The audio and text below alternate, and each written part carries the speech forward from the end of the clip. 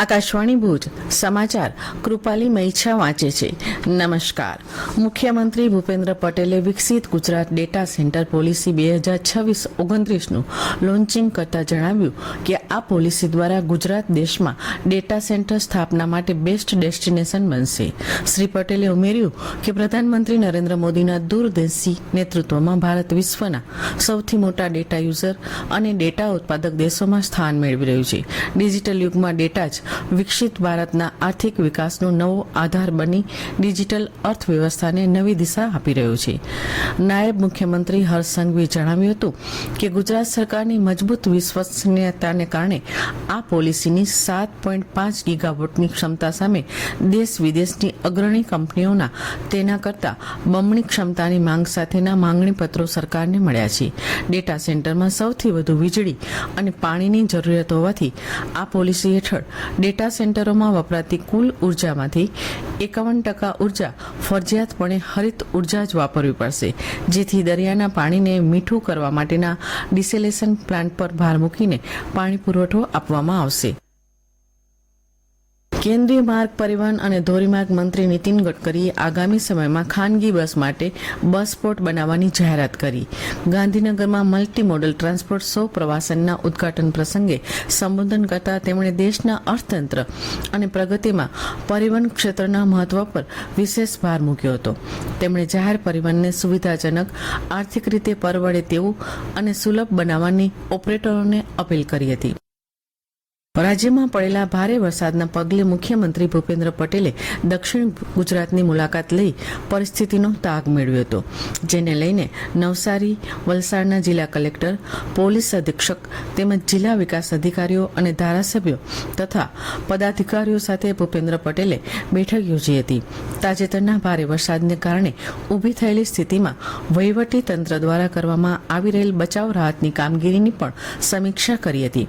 નાગરિકોની સુરક્ષા સુનિશ્ચિત કરવા માટે તેમજ સહાય કામગીરી અંગે જરૂરી દિશા નિર્દેશ પણ અધિકારીઓને આપ્યા હતા. આ બેઠકમાં કેન્દ્રીય મંત્રી સી.આર. પાટીલ, સાંસદ ધવલ પટેલ, ધારાસભ્ય કનુ દેસાઈ સહિતના નેતાઓ હાજર રહ્યા હતા. ધોરણ 9 થી 12ની શાળાઓમાં 11 માસના કરાર આધારિત જ્ઞાન સહાયકની ભરતી માટે ઓનલાઈન અરજી પ્રક્રિયા શરૂ કરાઈ છે. ઉમેદવારો 15 જુલાઈના રાત્રે 11:59 વાગ્યા સુધી અરજી કરી શકશે. જ્ઞાન સહાયક માધ્યમિક માટે માસિક 24,000 ફિક્સ મહેનતાણું અને મહત્તમ વયમર્યાદા 48 વર્ષ છે, જ્યારે જ્ઞાન સહાયક ઉચ્ચતર માધ્યમિક માટે માસિક 29,000 ફિક્સ મહેનતાણું અને મહત્તમ વયમર્યાદા 50 વર્ષ નક્કી કરવામાં આવી છે. શિક્ષણ વિભાગના 6 જુલાઈના ઠરાવ મુજબ ભરતીના પ્રથમ તબક્કામાં માત્ર ટેટ માધ્યમિક અને ટેટ ઉચ્ચતર માધ્યમિક પાસ ઉમેદવારો અરજી કરી શકશે.